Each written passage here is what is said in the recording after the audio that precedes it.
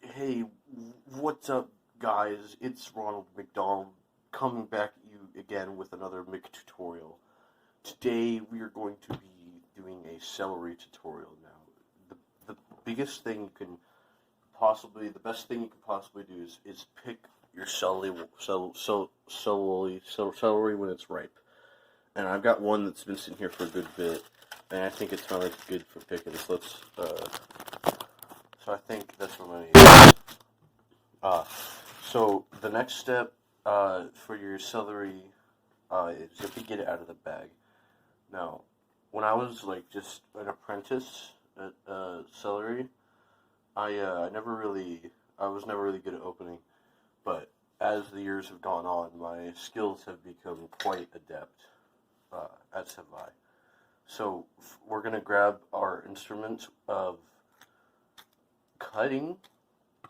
We're going to cut the bag, alright? And if you're good like me, you can do it with one hand.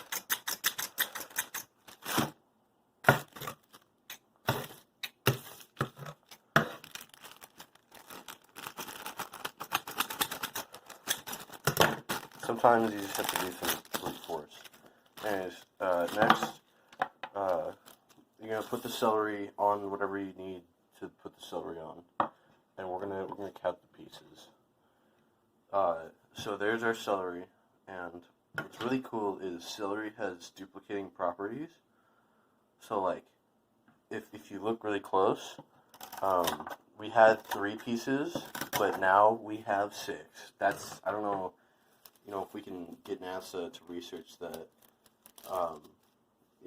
and use its duplicative properties and maybe, feed the planet or something good like that. But anyways, thank you guys so much for watching. That was my celery tutorial. Smash the share button and upvote Reddit twice. Anyways, have a good one. Maybe next week I'll do a crushed red pepper tutorial. I don't know.